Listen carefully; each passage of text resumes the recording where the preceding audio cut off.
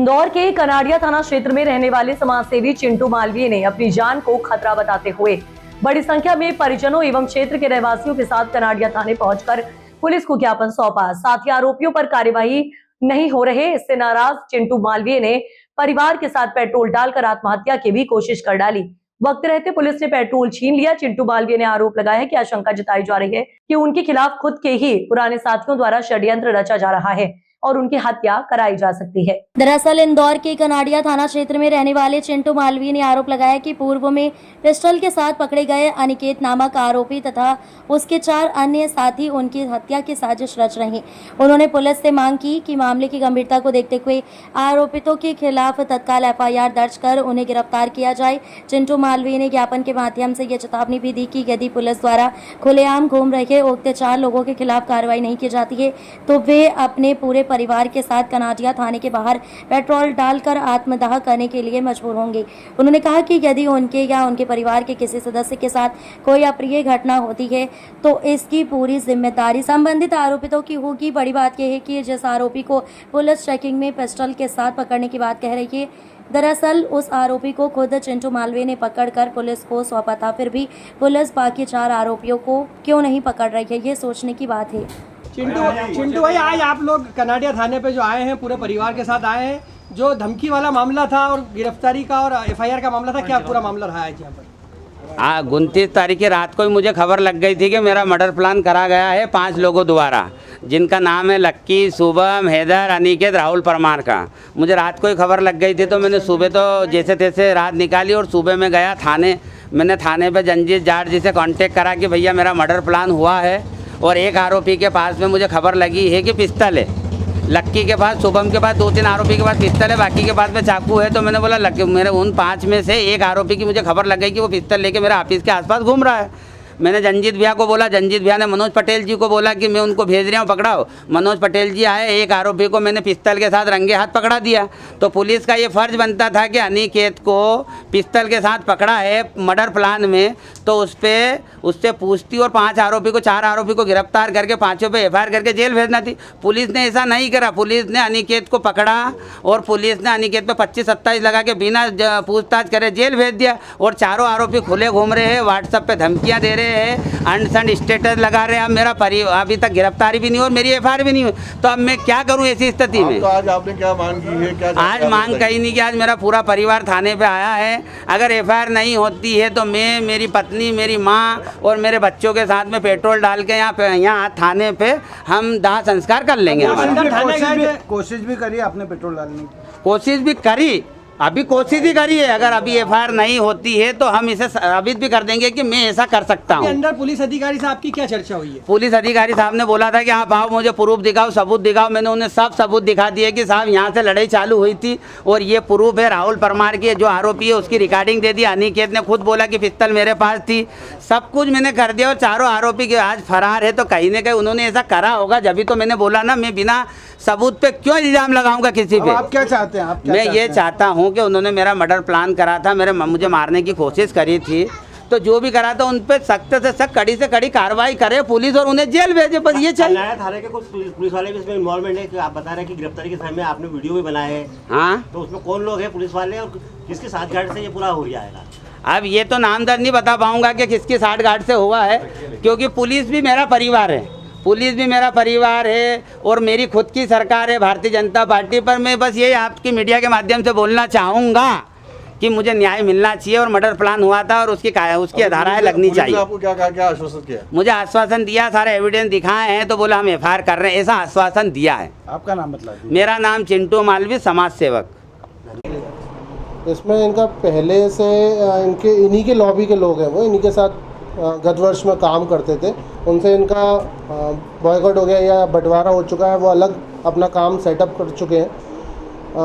उन्हीं के खिलाफ में इनका ये कहना है कि ये कोई षड्यंत्र करते हैं या बातचीत करते हैं, तो उसके विषय पे उन्होंने एक आवेदन दिया है। उसकी जांच करने के बाद ही क्लियर हो पाएगा कि आगे क्या घटनाक्रम निकलता है। किस तरह का आरोप लगाया है चिंटू मालवीय ने?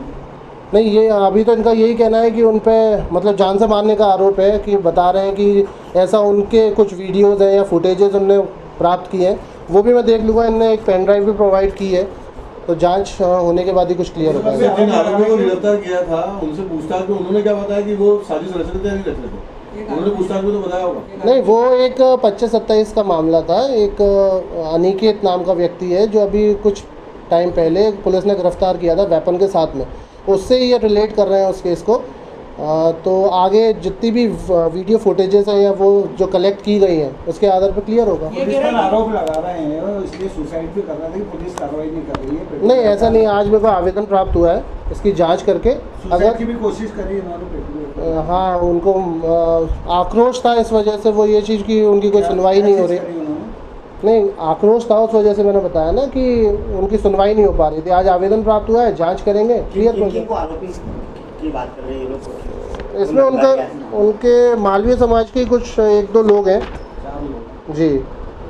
वो मैं क्लियर करके आपको बता दूंगा अभी। ये जो आरोपी जिसे गिरफ्तार किया गया था, इसने क्या बताया, इसने पूछताछ में क्या बताया? क्योंकि आपने से नहीं, वो तो इस केस से मेरे को नहीं लगता कोई कनेक्टिविटी है या रहेगी, क्योंकि ये क्लियर कट एक 25-27 का मामला था जो चिंटू मालवी सरेआम बता रहे हैं कि उन्होंने खुद ने पकड़ाया इस व्यक्ति को पिस्टल के साथ। आपके पुलिस नहीं, इस विषय पे मेरे को कोई उसका मैटर नहीं है, क्योंकि मैं अभी वो कुछ एविडेंस भी आपको दे रहे, वीडियो दिखा रहे हैं कि इस तरह की गिरफ्तारी हुई थी, इस तरह से पिस्टल लेते हुए पकड़ाए थे? नहीं, अभी फुटेजेस वही मैं देखना चाह रहा हूँ, क्लियर कर रहा हूँ कि अगर ऐसा कुछ है कि नहीं है। क्या एफआईआर होगी इस मामले में?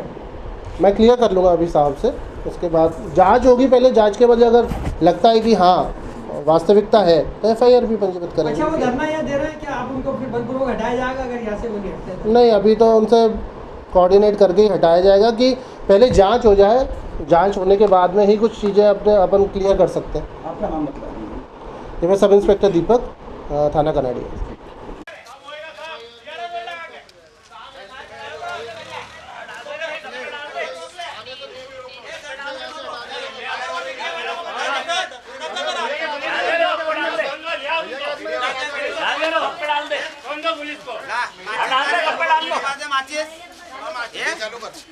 और 10 मिनट में अगर एफआईआर दियो तो और पेट्रोल लेके आ, और पेट्रोल लेके आ। डाल दो, डाल दो। और देख लो, कब तक हटाओगे? अरे कहाँ लेके जा रहे हो? कब तक छुड़ाओगे? कब तक छुड़ाएगी पुलिस? कब तक छुड़ाओगे? आरोपियों को संरक्षण देगी पुलिस?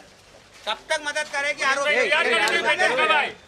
कब तक पुलिस पर आरोपियों को बचाएगी? देखता हूँ मैं। आप अरे भैया एफआईआर करो आप तो। एफआईआर लिखवाओ। कब तक पुलिस बचाएगी आरोपियों को? देखता हूँ मैं। नहीं करना उनको। 5-6 दिन से परेशान हो रहे हैं हम लोग। मेरे पति बाहर नहीं जा रहे, मेरे बच्चे नहीं जा रहे, मेरे सास ससुर आए हुए हैं, मेरी ननद आई है, ये सारे मेरे परिवार के पैसे पैसे लेके घाट करके पूरी पिक्चर दिखता दी। परवार है फुटेज अपने पास ही अपन अरे सारे फुटेज आरोपी को मैंने पकड़ाया, आरोपी की खबर मैंने दी, लगाया सब अपने पास। आरोपी को मैंने रंगे हाथ पुलिस को पकड़ाया है पिस्तौल के साथ में, और पुलिस ने फरवरी 27-25-27 लगा के जेल भेज दिया। क्या पुलिस नहीं करेगी तो क्या उच्च न्यायालय तो है, हाई कोर्ट सुप्रीम कोर्ट तो करेगी ना एफआईआर। पुलिस पैसे खा के पुलिस ने कैसे भेज दिया आरोपी को जेल?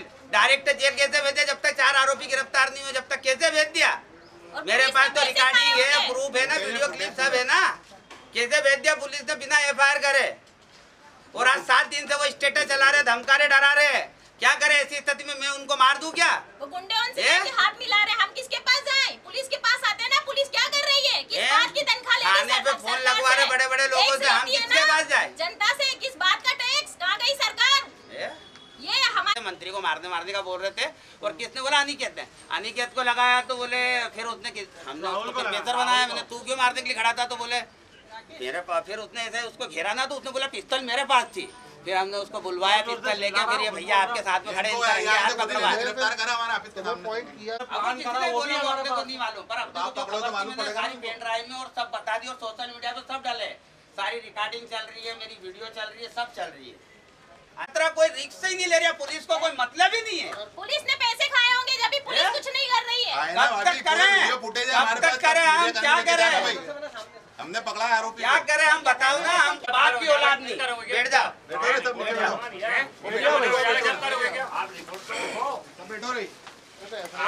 परिवार पे हक है कि मुझे न्याय मिलेगा। बिल्कुल मिलेगा आपको, उचित कार्रवाई किसी को बुलाओ, मैं नहीं जाऊंगा। पेट्रोल डालूंगा सबके सामने, मंगा पेट्रोल अब भी डालूंगा। आज अगर अरे चैलेंज कर रहे मुझे भैया, चैलेंज कर रहे साले चला रहे हैं यार, वीडियो चला रहे हैं। मेरा कुछ क्या कर लेंगे? जब हम मर जाएंगे तब हम मर जा रहे हैं। अगरबत्ती लगाने के लिए सोशल आएगी। मीडिया में 7 दिन से चक्कर काट रहा हूँ थाने के, मैं लोगों को न्याय दिला देता हूँ।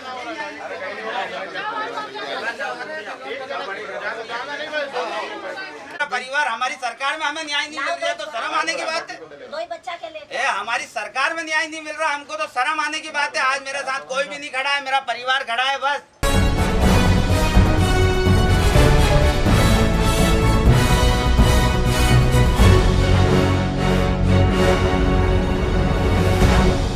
बढ़ती बेरोजगारी, बेलगाम महंगाई, भ्रष्टाचार, पेपर लीक और किसान विरोधी नीतियों के खिलाफ अब युवाओं का आक्रोश सड़कों पर उतरने जा रहा है।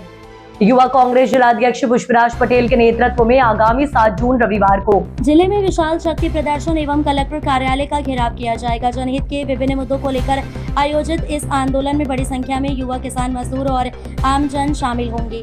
युवा कांग्रेस जिलाध्यक्ष पुष्पराज पटेल ने जिले के सभी युवाओं एवं नागरिकों से इस आंदोलन में बढ़ चढ़कर भाग लेने की अपील की है। उन्होंने कहा कि प्रदेश और देश में लगातार बढ़ रही बेरोजगारी, महंगाई, भ्रष्टाचार और पेपर लीक जैसी घटनाओं से युवा वर्ग परेशान है। वहीं किसान भी सरकार की नीतियों से खुद को ठगा हुआ महसूस कर रहा है। इस धरना प्रदर्शन को और अधिक मजबूती देने के लिए युवा कांग्रेस के राष्ट्रीय अध्यक्ष उदय भानु भी विशेष रूप से शामिल होंगे और कलेक्टर कार्यालय में आयोजित धरना प्रदर्शन में अपनी उपस्थिति दर्ज कराएंगे। युवा कांग्रेस का कहना है कि ये आंदोलन जनता की आवाज को बुलंद करने और सरकार तक जनहित के मुद्दों को पहुंचाने के लिए आयोजित किया जा रहा है। अब देखना होगा कि 7 जून को होने वाला ये विशाल शक्ति प्रदर्शन जिले की राजनीति में कितना बड़ा संदेश देने में सफल होता है। नमस्कार, मैं पुष्पराज रावत पटेल, युवा कांग्रेस अध्यक्ष अलीराजपुर। सभी युवा साथी तैयार हो जाइए। देश प्रदेश में बढ़ती बेरोजगारी, पेपर लीक, भर्ती घोटाला और युवाओं के साथ हो रहे अन्याय के खिलाफ आवाज़ बुलंद करने के 7 जून 2026 को युवा कांग्रेस के आदरणीय राष्ट्रीय अध्यक्ष उदय भानचीप जी हमारे बीच पधार रहे। आइए अधिक से अधिक संख्या में पहुंचकर कलेक्टर कार्यालय घेराव में शामिल हुई और युवाओं के हक की लड़ाई को मजबूत बनाइए। युवा जागेगा तभी भविष्य बदलेगा। शक्ति जिंदाबाद। जय हिंद, जय भारत। यूथ कांग्रेस की मीटिंग की तैयारी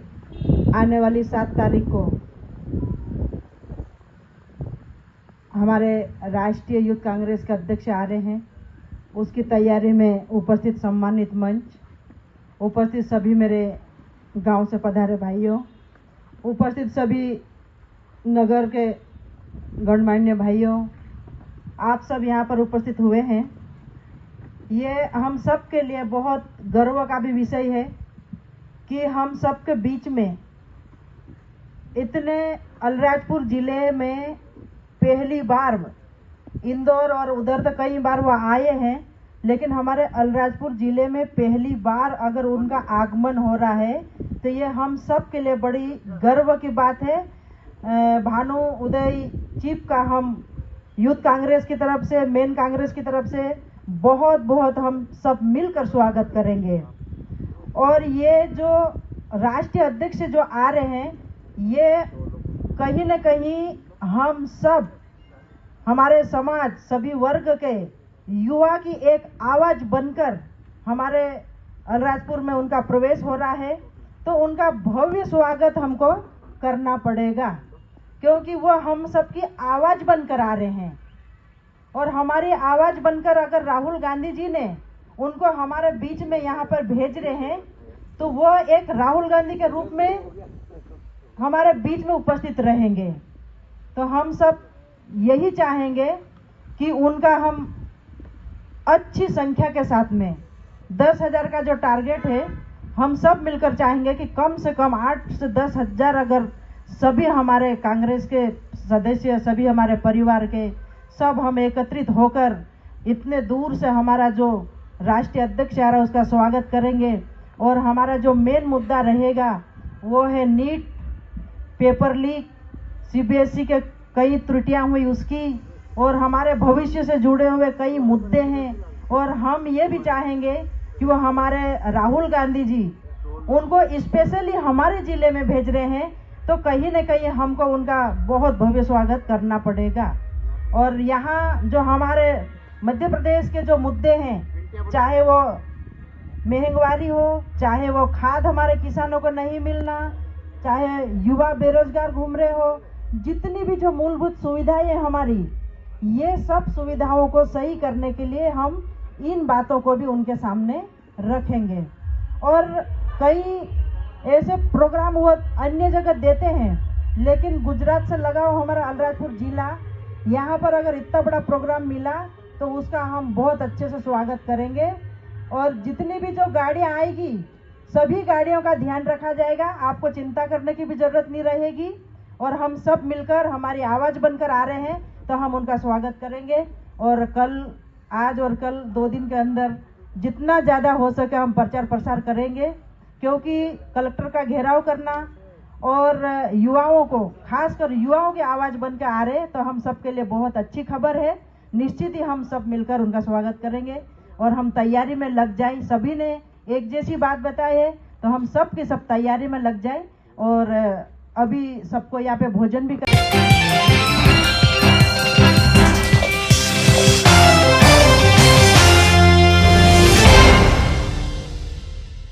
राष्ट्र गौरव के प्रतीक जय स्तंभ के पास कचरा डंप, भगत सिंह युवा चेतना संघ का विरोध। मुरैना के जौरा नगर में बढ़ती गंदगी और कचरे के ढेरों को लेकर भगत सिंह युवा चेतना संघ के नेतृत्व में रुद्र दुबे मंजीतपुरा ने एसडीएम जौरा के नाम नायब तहसीलदार राजभान सिंह कुशवाहा को ज्ञापन सौंपा।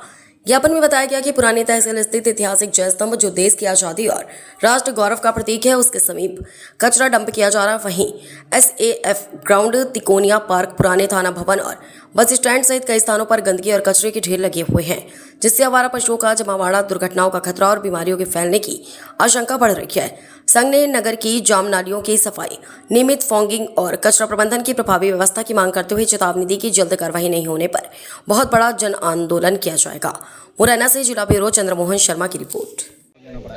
आज हमने ज्ञापन इसलिए दिया है कि ये जौरा के जो प्रमुख हृदय स्थल है या मुख्य बाजार है, जहाँ पे आबादी रह रही है, वहाँ पर जगह जगह पर है ना नगर पालिका के द्वारा कचरा डंप किया जा रहा है। जैसे आपने देखा होगा, जय स्तंभ है, गौरव का प्रतीक है, राष्ट्र के गौरव का प्रतीक है, स्वतंत्रता के जश्न के तौर पर बनाया गया था। लेकिन इसके पास भी आप देख रहे हैं लोगों के सुबह से शाम तक कई टोलियाँ कचरा डला रहता है, यहाँ पर डंप किया जाता है। ऐसे ग्राउंड के पास में, इस्लामपुरा रोड के पास में, पुराने थाने की जो बिल्डिंग है बस स्टैंड पे, उसके सामने कचरा डला रहता है, जहाँ पे गोवंश आपस में भिड़ते हैं, इकट्ठे होते हैं और आपस में झगड़ते हैं, जिससे कई एक्सीडेंट होते हैं, लोगों को गंभीर चोटें आती हैं। और जो जगह जगह कचरा इकट्ठा हो रहा है, इससे डेंगू, मलेरिया जैसी बीमारियां फैल रही हैं, जिससे आमजन पूरा परेशान है। इसीलिए आज हमने सबने मिलकर आवेदन दिया है। जौरा का हृदय स्थल भी बोला जाता है इस जगह को, यहाँ से कई क्रांतियों की शुरुआत हुई है। लेकिन आज आप देख रहे होंगे इसकी जीर्ण शीर्ण हालत हो चुकी है। प्रशासन को क्यों पहले भी कई बार अवगत कराया जा चुका है, लेकिन इस पर प्रशासन का कोई ध्यान नहीं है। आप जब आज ऐसे हृदय स्थल को देखोगे, प्राचीन धरोहर को देखोगे, तो ये पूर्ण रूप से जीर्ण शीर्ण कर दी गई है।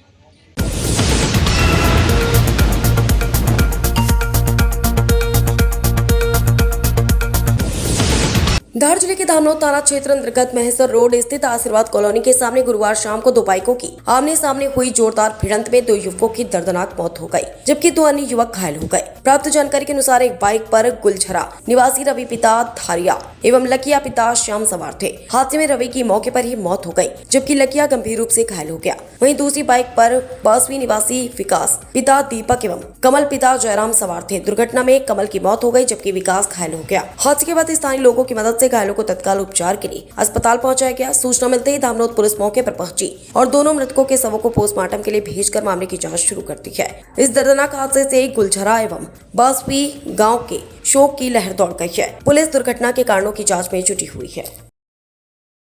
आमने सामने 2 मोटरसाइकिल वाले ठोका गए। अच्छा, कहाँ पर हुई है घटना? ये पुलिस थाने के जस्ट सामने। अच्छा, या किधर से कौन आ रहा था? कोई इसमें जनहानि तो नहीं हुई?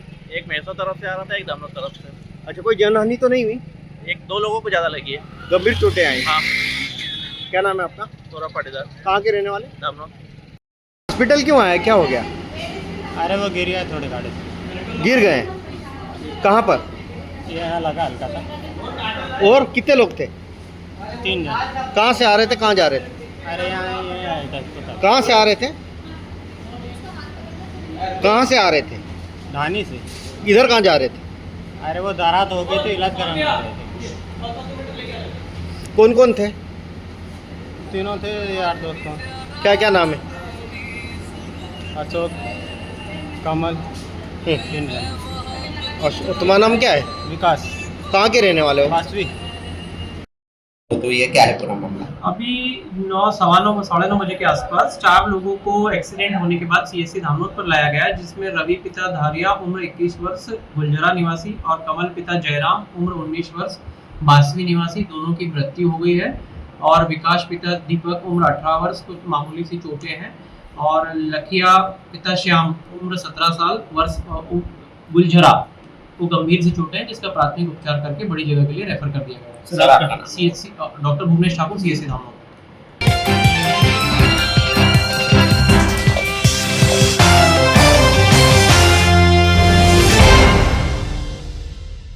हनी ट्रैप मामले में भाजपा नेत्री गिरफ्तार, जेल भेजी गई। फर्नीचर व्यापारी रमेश शिवहरे को हनी ट्रैप में फंसाकर 10 लाख रुपए की मांग करने तथा सोने की अंगूठी और नकदी छीनने के मामले में पुलिस ने मुख्य आरोपी भाजपा नेत्री सोनम कुशवाहा को गिरफ्तार कर लिया है।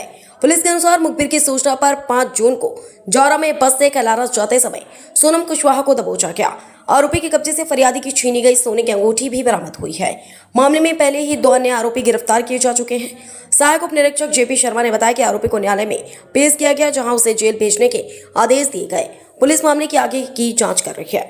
थाना जोरा के अंतर्गत अपराध क्रमांक 175/26 पंजीबद्ध हुआ था, जिसमें एक व्यापारी के द्वारा 2 महिला और 2 पुरुष अभियुक्तों के द्वारा अवैध परिरोध और उद्यापन का अपराध पंजीबद्ध हुआ था, जिसमें 2 पुरुष अभियुक्तों की गिरफ्तारी पहले हो चुकी थी।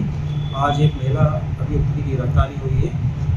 इसकी गिरफ्तारी आज ये अपने गांव जा रही थी, तो मुखबिर की सूचना पर इसे गिरफ्तार करके माननीय न्यायालय में पेश किया गया, जिसे जेल रिमांड पे भेजा गया है। हमने जानकारी निकाली थी, तो पूर्व में इसका अपराध एक माता बसिया थाना है, वहाँ पे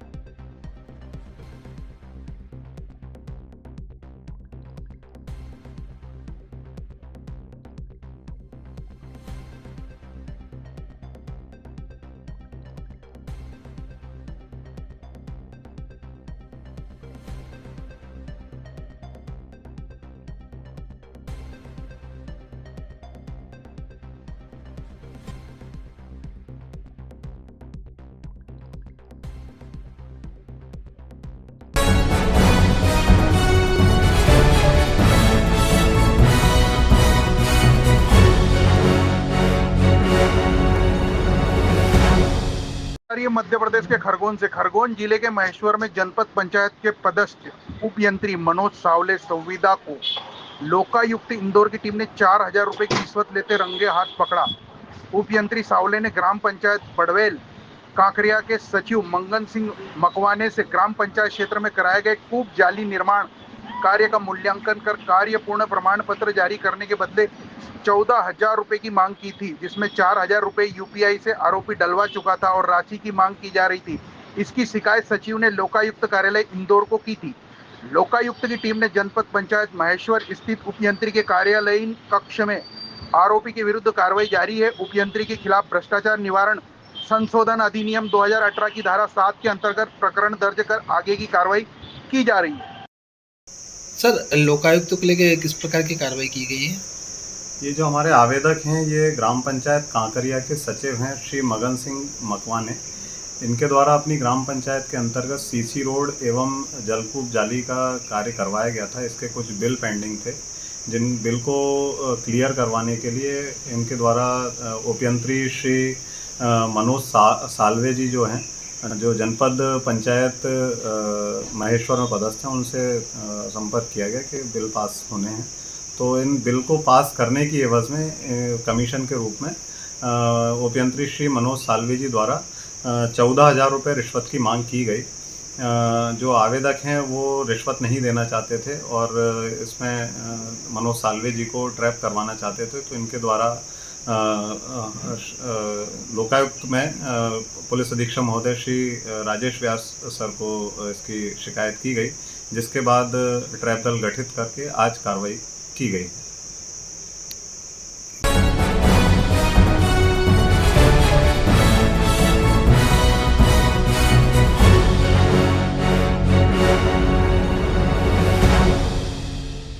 इंदौर में कथित जान से मारने की साजिश और सोशल मीडिया पर धमकियों को लेकर विवाद गहरा गया है। एक पक्ष ने पुलिस को ज्ञापन देकर अपनी जान को खतरा बताया, वहीं दूसरी पक्ष की महिलाओं ने भी शिकायत दर्ज कराते हुए आरोप लगाए हैं। पुलिस का कहना है कि दोनों पक्षों के आवेदन प्राप्त हुए हैं और मामले की जांच की जा रही है। इंदौर में चिंटू मालवीय और दूसरे पक्ष के बीच चल रहा विवाद अब पुलिस तक पहुंच गया है। चिंटू मालवीय ने आरोप लगाया है कि कुछ लोगों ने उनकी हत्या की साजिश रची थी। उनका दावा है कि उन्होंने पहले ही पुलिस प्रशासन को इसकी सूचना दी है और एक आरोपी को हथियार के साथ पकड़े जाने के बाद आर्म्स एक्ट के तहत कार्रवाई भी हुई है। मालवीय ने कहा कि अन्य आरोपियों की गिरफ्तारी नहीं होने से उन्हें और उनके परिवार को खतरा बना हुआ है तथा सोशल मीडिया के जरिए उन्हें डराने धमकाने की कोशिश की जा रही है।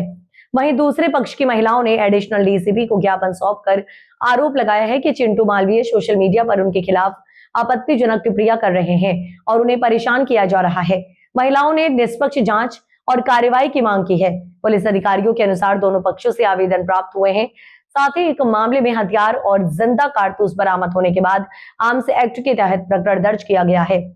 पुलिस का कहना है कि सभी तथ्यों की जांच के बाद विधि अनुसार कार्रवाई की जाएगी। मेरी ऐसी कोई बात ही नहीं हुई, बात ये हुई थी, बात चल रही थी वहाँ, मैं तो गाड़ी लेने गया था, वहाँ बात चल रही थी, पता नहीं किसकी, वो भाई खड़ा था कोई पिस्टल लेके, बोले मैं वहाँ जा रहा हूँ, वहाँ छोड़ दूंगा, बहन छोड़ दूंगा, पता नहीं किसको बोल रहा था। वही बात चल रही थी, बोले यार मंत्री ऐसा है, मंत्री वैसा है, तो मैंने यार अपने को क्या लेना देना, मैंने वो भाई को बोला।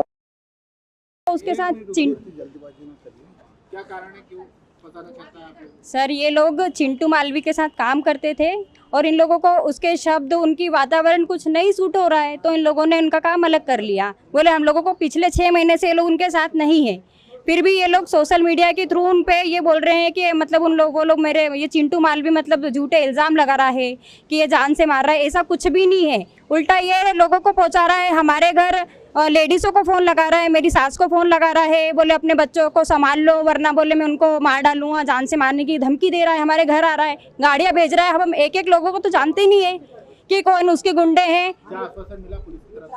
सर हमने अभी कमिश्नर साहब को आवेदन दिया है हमारा, हम तो सोच रहे थे उसका 29 तारीख का मैटर है और 30 तारीख को हमारे घर पे फ़ोन आया उसका कि आप अपने बच्चों को संभाले वरना हमको जान की धमकी दे रहा है वो। आप क्या चाहते हैं? सर हम भी पुलिस प्रोटेक्शन चाहते हैं।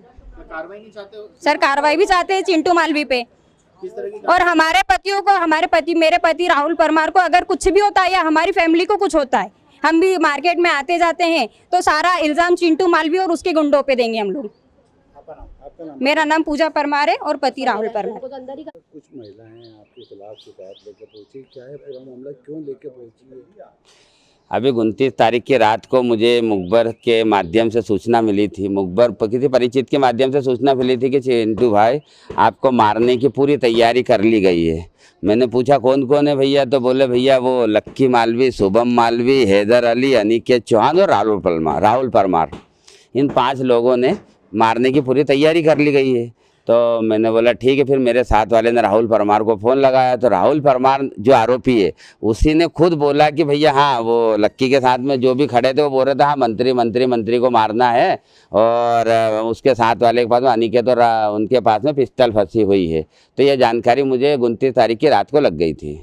तो क्या क्यों हुआ ये विवाद? ये विवाद कुछ नहीं हुआ, एक समय था कि ये लोग मेरे साथ में काम करते थे, मेरे लिए काम करते थे, है ना। तो फिर क्या हुआ कि ये लक्की मालवी अभी 2-1.5 साल पहले एक लड़की के चक्कर में आ गया और उस लड़की का जीवन खराब कर दिया इसने। और इसने क्या करा, दारू पी के लोगों से लड़ना झगड़ना, किसी के स्पा में घुस के मार पीट करना, किसी भी लड़की को परेशान करना, इस तरीके की हरकत कर रहा था ये। तो इससे मैंने अपने आप ही, मेरे चरित्र पर दाग ना लगे इसलिए इससे दूरी बना ली थी। आपने भी शिकायत करी है, क्या शिकायत करी? मैंने ये शिकायत करी है श्रीमान कमिश्नर साहब को और श्रीमान 2 नंबर जोन के अमन राठौड़ जी और कनाड़िया थाने के टीआई साहब और एसीपी साहब, सबसे मैंने निवेदन करा, आवेदन दिया है कि श्रीमान जी मुझे पता चला था कि मेरा मर्डर प्लान हुआ है और मैंने आपको पुलिस प्रशासन को जानकारी देके 5 में से 4 व्यक्ति अनिकेत चौहान को मैंने रंगे हाथ पकड़ाया पिस्टल के साथ में और उस पर 25-27 लगा के जेल भेज दी। और चारों आरोपियों की आज 5 दिन से गिरफ्तारी नहीं हुई है। वो सोशल मीडिया पर कुछ तो भी डराने धमकाने जैसी पोस्ट कर रहे हैं, मुझे कोशिश कर रहे हैं कि मैं कोई अपराध करूं या मैं कोई ऐसी चीज़ करूं जिससे शहर का माहौल खराब हो। तो श्रीमान जी से मेरा निवेदन है कि वो चारों आरोपियों को जल्द से जल्द गिरफ्तार करें और कड़ी से कड़ी कार्रवाई करें। उनने महिलाओं ने आरोप लगाया है, आपके ऊपर लगाया है कि सोशल मीडिया के माध्यम से हमें धमकी दे रहे हैं, ये कर रहे हैं।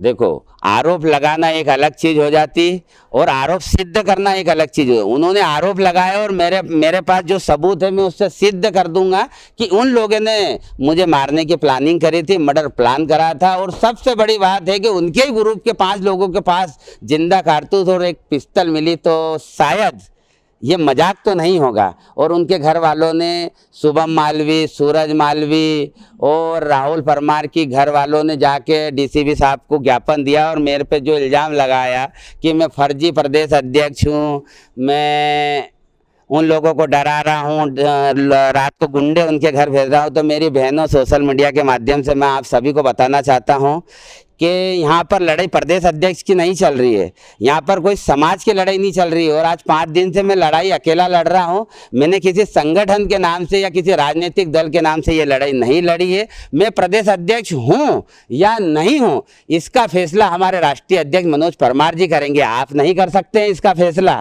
है ना। और रही बात, वो बोल रहे कि हमारे घर पे गुंडे भेजे, तो मैंने कोई गुंडे नहीं भेजे। अगर मेरे को आपको गुंडे भेजना रहता, आपको डराना रहता, तो मैं क्या पुलिस से मदद मांगता क्या। मैं सोशल मीडिया पे पोस्ट कर रहा हूँ मेरे परिवार, मेरे माता पिता के साथ में कि मेरी जान को खतरा है, मैं तुम्हारे घर गुंडे भेजता तो मैं ये नाटक नोटंकी करता क्या।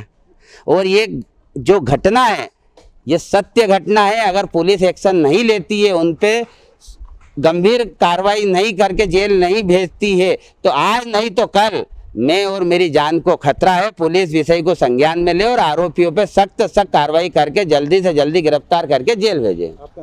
मेरा नाम चिंटू मालवी, समाज सेवक चिंटू मालवी। ये जो सभी लोग हैं न्यू एकता नगर जो थाना खजराना के रहने वाले हैं, और इनका आरोप था कि इनको एक संदेह है, कोई चिंटू मालवी नाम का जो लड़का है वो इनको सोशल मीडिया के माध्यम से कई बार अनर्गल बातें भी करता है और उनको कुछ थ्रेटनिंग भी करता है। इस पूरे मामले हमने एक शिकायत पत्र लिया और इसमें जो उचित वैधानिक कार्रवाई होगी इसका परीक्षण किया जाएगा, उसके हिसाब से कार्रवाई की जाएगी। इसमें एक दूसरे पक्ष ने इसकी थाना कनाड़िया में की है, तो इसी एक संज्ञा के आधार पर कहीं कोई उसमें इसका नाम ना आ जाए, तो इसके आधार पर ये एक आवेदन पत्र दिया गया है।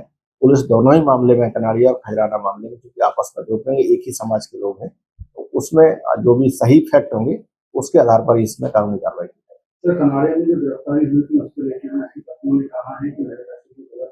इस पूरे मामले में जो इलीगल इसमें जो पिस्टल मिली है वो फेयरली उसमें उसके पास इलीगल पोजीशन पाया गया है। और न केवल पिस्टल बल्कि 2 इसमें जो लाइव कार्टिस्ट थे जिंदा कारतूस वो भी जब्त किए गए हैं। और पूरे मामले में 25-27 आर्म्स एक्ट का मामला पंजीबद्ध करके इसको इन्वेस्टिगेशन में लिया गया।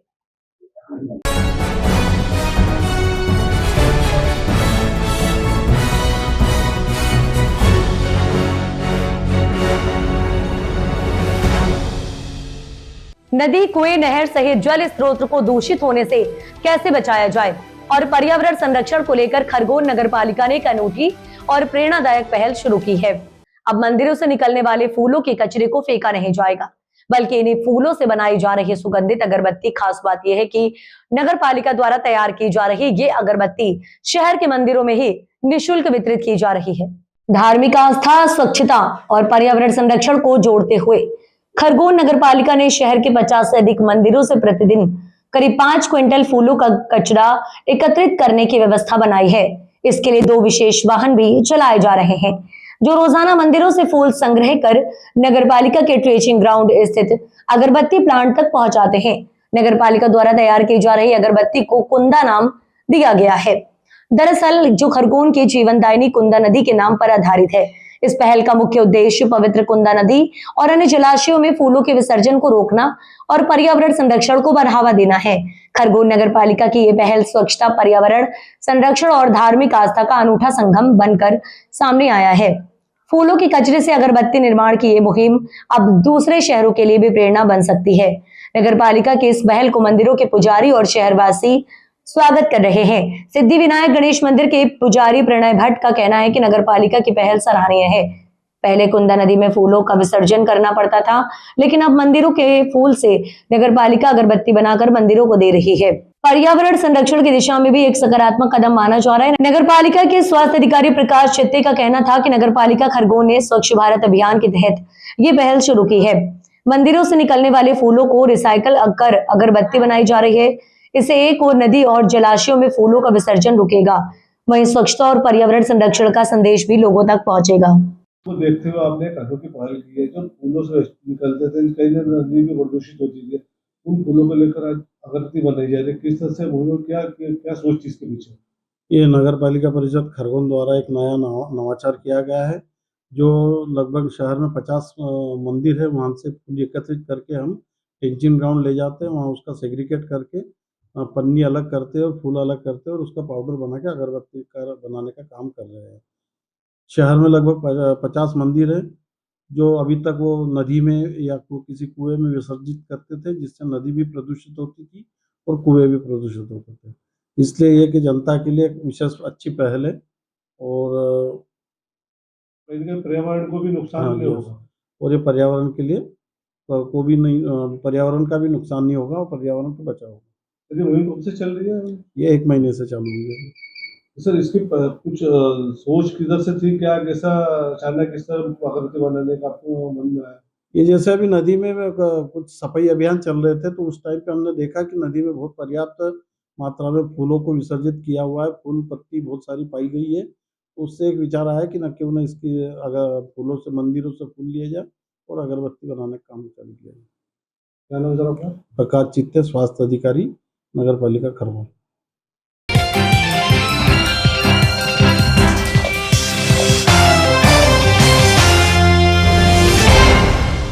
अलीराजपुर के जोबट में सनसनीखेज वारदात, होटल में कांग्रेस नेता ने किया सुसाइड। खंडवा कांग्रेस के वरिष्ठ नेता अनिल उर्फ कालू माली ने फांसी लगाकर दी जान। सुसाइड से ठीक पहले बनाए वीडियो, सुसाइड नोट भी बरामद। खंडवा के वरिष्ठ कांग्रेस नेता अनिल उर्फ कालू माली ने होटल में फांसी लगाकर सुसाइड किया। मृतक अनिल उर्फ कालू खंडवा फिशरमैन कांग्रेस के जिला अध्यक्ष थे। सुसाइड से पहले मृतक ने एक वीडियो और सुसाइड नोट भी छोड़ा। परिजनों और दोस्तों ने प्रेम प्रसंग की जताई आशंका। जोबट पुलिस मामले की बारीकी से जांच में जुटी। मध्य प्रदेश के अलीराजपुर जिले के जोबट से एक बेहद चौंकाने वाली खबर सामने आई। यहाँ एक होटल में खंडवा फिशरमैन कांग्रेस के जिला अध्यक्ष और वरिष्ठ नेता अनिल उर्फ कालू माली ने फांसी लगाकर सुसाइड कर लिया। घटनास्थल से पुलिस को एक सुसाइड नोट और सुसाइड से ठीक पहले का बनाया गया एक वीडियो मिला है। मृतक के परिजनों और करीबियों के मुताबिक मामला प्रेम प्रसंग से जुड़ा हो सकता है। फिलहाल जोबट पुलिस ने वीडियो और सुसाइड नोट को जब्त कर मामले की बारीकी से जांच शुरू कर दी है। क्या नाम है आपका? नकुल फुलमाली। ये जो व्यक्ति ने आज जिनको लेने आए, ये कौन लगते थे आप? मेरे पिताजी हैं। तो क्या हुआ, कब से घर से गायब थे? ये 2 दिन थे। 2 दिन से। तो ये घर से क्या कह के निकले थे? बोले मैं भोपाल जा रहा हूँ। भोपाल जा रहे हैं ना? क्या व्यापार करते थे? ये मछली का व्यापार करते थे, थोक का। ऐसा। क्या आपकी तरफ से क्या शक है आपको?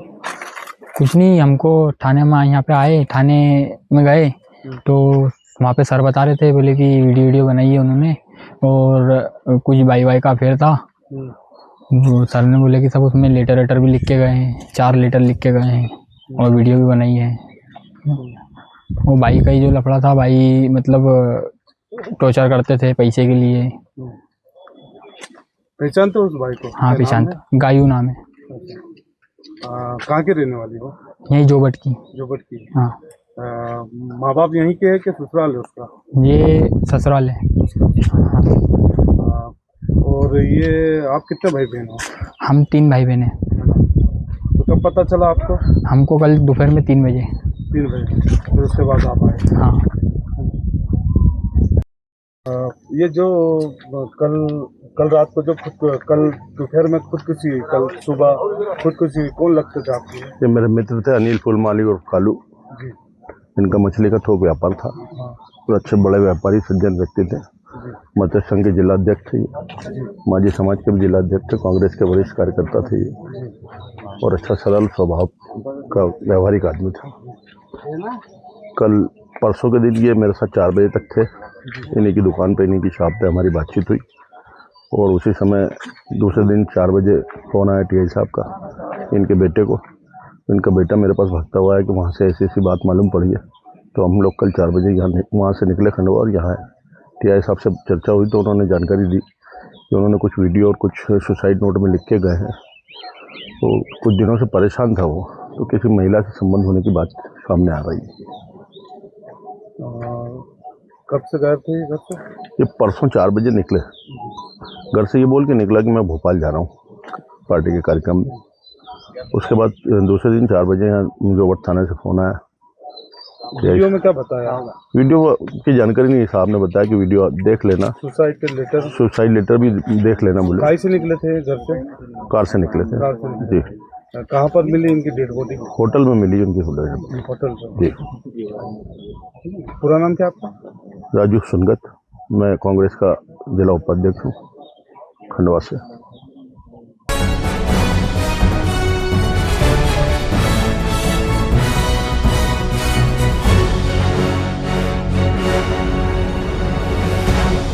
धार जिले के निसरपुर क्षेत्र में ओमकारेश्वर परियोजना की नहरों से क्षेत्र के किसानों को लाभान्वित करने की बात तो आपने सुनी होगी, मगर मौके पर हालात क्या हैं, इससे आपको हम रूबरू कराते हैं। किसान खरीफ की फसल की तैयारियां मार्च और अप्रैल में शुरू कर देते हैं और मई के महीने में नहरों में पानी आना शुरू हो जाता है, मगर इस वर्ष कुछ उल्टा ही हो रहा है। मई माह में पानी आने के बजाय जून शुरू हो गया, मगर आखिरी छोर पर बसे किसानों को नहरों का पानी नहीं मिल पा रहा है। इधर गर्मी के तापमान को देखते हुए जमीन का वाटर लेवल भी दम तोड़ चुका है। इधर कड़माल, गेहलगांव, चिखलदा में पीने के पानी की भी परेशानी बढ़ने लगी है। अगर इन सब के बीच अगर प्रतिवर्ष की तरह नहरों में पानी आ जाता तो वाटर लेवल बढ़ जाता, लेकिन कुछ अधिकारियों की लापरवाही के चलते क्षेत्र के किसान अब हताश हो चुके हैं, क्योंकि नहरों के पानी की आस में किसानों ने अपने खेतों में फसलें तो बो दी, मगर उन फसलों को पानी नहीं दे पा रहे हैं, जिसके चलते अब फसलें भी दम तोड़ने लगी। इसी के चलते आज पिपल्या में सैकड़ों किसानों ने बजरंग बली मंदिर के सामने धरना दे दिया। धरने की खबर लगते कि नहर विभाग के अधिकारी, एसडीओ और ई भी मौके पर पहुंचे, मगर किसानों को संतुष्ट नहीं कर पाए। अधिकारियों का कहना है कि बड़वाहा में जलकोठी के पास से पिछले 5 सालों से नहर फूटने की कगार पर है, इसलिए पानी की मात्रा कम कर पानी छोड़ा जा रहा है, जिसके चलते आखिरी छोर के किसानों को पानी नहीं पहुंच पा रहा है। किसानों ने मौके से वरिष्ठ अधिकारियों को अवगत कराया कि अगर पानी नहीं मिला तो आंदोलन बड़ा होगा, जिसकी जवाबदारी विभाग की होगी। पिछले 3 महीने से मेंटेनेंस के नाम पर सिर्फ समय बर्बाद किया गया, मगर नहरों में ना तो सफाई की गई, ना ही टूटी नहरों को रिपेयर किया गया, जिसके कारण आज किसान परेशान हैं। इधर किसानों का कहना है कि ब्याज पर पैसा लाकर जमीन तैयार कर बीज बोया और वो सूखने लगा तो किसान आत्महत्या नहीं करें तो क्या करें। हालत काफ़ी गंभीर होने के चलते सभी किसानों ने तत्काल पानी मुहैया कराने की बात की और अधिकारियों के साथ किसान भी रात में नहरों की मॉनिटरिंग की बात की। बावजूद इसके पानी नहीं मिलता तो किसानों की जमीन को वापस किया जाए जो नहरों के नाम से बर्बाद की है। आखिर क्या परेशानी किसानों की जिसके चलते आज ये नहर के मामले को लेकर यहाँ किसानों को धरना प्रदर्शन करना पड़ा? पिछले 25 दिनों से किसान परेशान हो रहे हैं। फसलें खेतों में लगी हुई है और प्रति वर्ष अनुसार जो जल यहाँ पर पहुँचता है वो इस बार नहीं आ रहा है और किसान अपनी फसलें लगाकर बैठा है और फसलें खत्म होने लगी, मरने लगी है और प्रतिदिन दिन भर खेतों में काम करना और फिर नहर पर पानी लेने जाना। जहाँ से पानी आ रहा है वहीं से पानी की कमी हो रही है, जिस वजह से टेल तक पानी नहीं पहुँच पा रहा है। प्रशासन को भी, एनवीडीए विभाग को भी और प्रिंट मीडिया और इनके माध्यम से भी सारी खबरें दी जा रही है, लेकिन उसके बाद भी प्रशासन कोई उस पर ठोस कार्रवाई नहीं कर रहा है और यहाँ आसपास के 8-10 गाँव के किसान प्रतिदिन परेशान हो रहे हैं। इतनी भीषण गर्मी और उसके बाद में यहाँ पर पानी नहीं मिलना, जिसकी वजह से किसान परेशान हो रहा है। भाई हर प्रतिवर्ष खरीफ की फसलें लग जाती है, तब कौन सी तारीख को पानी आ जाता है और कितने दिन हो जाते हैं पानी आने को? और अब तो बारिश का समय शुरू होने वाला है कुछ दिनों में, तो क्या बारिश की वास्तव में आवश्यकता है? पानी की आवश्यकता है नहरों की आवश्यकता है। प्रतिवर्ष 1 मई से नहरें प्रारंभ हो जाती है। इस वर्ष 10 दिनों बाद पानी छोड़ा गया नहर में और वो भी जितनी मात्रा में वहाँ से पानी छोड़ना चाहिए वो नहीं छोड़ा जा रहा है। अधिकारियों का कहना है कि नहर की मरम्मत नहीं करवाई गई, तो जब गर्मी में नहरें बंद होती है तब प्रशासन क्या देख रहा है, एनवीडीए विभाग क्या कर रहा है? आज जब किसानों को पानी देने की बारी आई तो आप बता रहे हैं कि भैया हमारी नहरें सही नहीं है, उसका संचालन कौन करेगा? किसान खेती करेगा या वहाँ जाकर नहरों की साफ सफाई और स्वच्छता देखेगा? इसकी जिम्मेदारी प्रशासन की भी है और जो नहर अध्यक्ष है, यहाँ के जो टीसी मेंबर है, उन सबको भी ये जिम्मेदारी लेना चाहिए कि जब नहरें बंद होती है तब हम ये काम को करे ताकि नहरों का पानी सुचारू रूप से किसानों को मिल सके और उनकी फसलें व्यवस्थित रूप से उग सके और आगे बढ़ सके। अभी यहाँ पर अधिकारी पहुंचे हैं, अधिकारियों का क्या कहना है, कब तक पानी मिल जाएगा? अधिकारियों का कहना है कि हमें अभी ओंकारेश्वर चलना चाहिए किसानों के साथ मिलकर और वहां से हम पानी बढ़वाएंगे। तो अगर किसानों को ही सब कुछ करना है तो आप बैठ कर क्या कर रहे हैं? आप कुर्सी खाली करिए, किसान वहां बैठते हैं और वो काम करेंगे। क्या नाम है आपका? मोहित पाटीदार। किसानों की हालत बहुत बदतर होती जा रही है पानी को लेकर, और बताया जा रहा है कि जो किसानों का पानी था कहीं और डाइवर्ट कर दिया है, जिसके कारण पानी नहीं मिल पाता। और पानी प्रतिवर्ष तो मिलता है, बाकी इस बार ज़्यादा दिक्कत परेशानी आ रही, क्या कारण रहा है? किसानों की मांग अनुसार 15 मई से पानी छोड़ दिया गया है नहरों में, परंतु इस बार जो है इस तरीके से गर्मी का मौसम बहुत ज़्यादा है और बारिश की नहीं हुई है, कोई साथ नहीं मिला है, पानी की आपूर्ति नहीं हो पा रही है। पानी बढ़ाने के लिए मुख्य नहर से हमने बोला है, ऊपर हमारे 2 संभाग लगते हैं, तो मुख्य नहर से पानी बढ़ाने के लिए मुख्य अभियंता स्तर से बातचीत हुई है और आश्वासन मिला है कि पानी बढ़ा रहे हैं। तो पानी बढ़ा हुआ आएगा तभी टेल पे किसानों की कब पूर्ति तक पानी मिल पाएगा किसानों को? विभाग जो है सतत प्रयास कर रहे हैं और हम कोशिश कर रहे हैं जल्दी से जल्दी पानी लेकर। लेकिन सर आपकी कोशिश जब तक जारी रहेगी तब तक तो बारिश चालू हो जाएगी। आपका फर्ज कब बनता है, कब तक पानी किसानों को मिल जाना था? अभी तक कितने दिन लेट हो चुके हैं अभी तक? ये बात सही है, किसानों को पानी मिल जाना था अभी तक, परंतु विशेष परिस्थितियों में जो है पानी की आपूर्ति नहीं हो पा रही है। विभाग जो है सतत प्रयास कर रहा है, जल उपभोक्ता सत्ता के अध्यक्षों के साथ जो है सतत हम लोग फील्ड पे ही पूरा हमला तैनात है और प्रयास हम लोग कर रहे हैं। सर कुछ किसानों का कहना भी है कि अब कपास बोना बंद करे और सोयाबीन बोए, ये भी कोई बात अधिकारी ने कही थी, क्या सच है? इसके विषय में मेरे को जानकारी नहीं है। और सर बताया जा रहा है कि पिछले 5 सालों से एक नहर फूटने की कगार पर है, मगर जो एनवीडी विभाग है उसकी मॉनिटरिंग नहीं कर पा रहा है, या तो फिर अधिकारियों को नहीं बता रहा है, जिसके चलते ये परिस्थितियां बनी है। क्या बात सही है? ये नहर फूटने की जो बात है ये बड़वा क्षेत्र में है, संभाग मंडलेश्वर संभाग के अंतर्गत है। उसमें ये बात सही है, वहाँ पे जो है मोटर पंप जो चलते हैं अन्य परियोजनाओं के लिए, उनका पानी जो है जब मोटर पंप बंद होती है मुख्य नहर में पानी की क्षमता से अधिक हो जाता है, इसके कारण जो है नहर फूटने की परिस्थिति बनती है। उसके लिए जो वहाँ पे एस्केप के स्ट्रक्चर्स है उनके मेंटेनेंस, रिपेयर और उनको ठीक करवाने की अति आवश्यकता है। जब तक वो नहीं होगा तब तक से जो सर है पिछले वो 5 पानी साल नहीं से अधिकारी क्या कर रहे हैं, विभाग क्या कर रहा है अगर 5 साल से फूटने की कगार पे?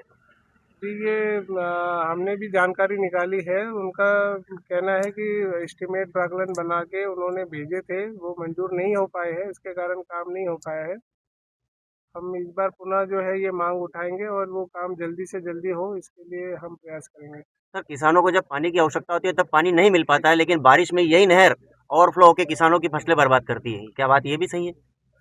ये मुद्दा भी था, बारिश में किसानों को जब आवश्यकता नहीं रहती है और पानी ओवरफ्लो होके किसानों को और पानी खेतों में भराता है, उसके लिए लंबे समय से मांग थी कि एक एस्केप बनाया जाए निम्बोल में, वो विभाग ने बनवा दिया है।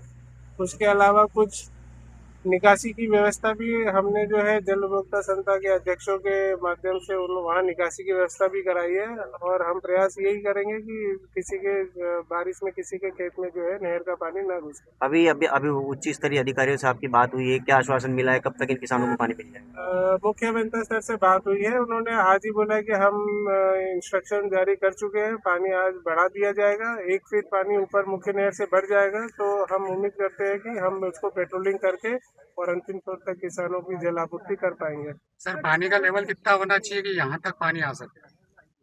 न्यूनतम जो रबी सीजन में चलता है तो 3.5 मीटर डेप्थ पे बड़वा में जब पानी चलता है तो पर्याप्त मात्रा में पूर्ति हो पाती है, परंतु आज की तारीख में 3 ही चल पा रहा है, 3.5 भी पूरा नहीं चला है और हमने मांग की है कि किसी भी स्थिति में 3.5 मीटर या उससे अधिक पानी हमको दिया जाए। क्या नाम है सर आपका?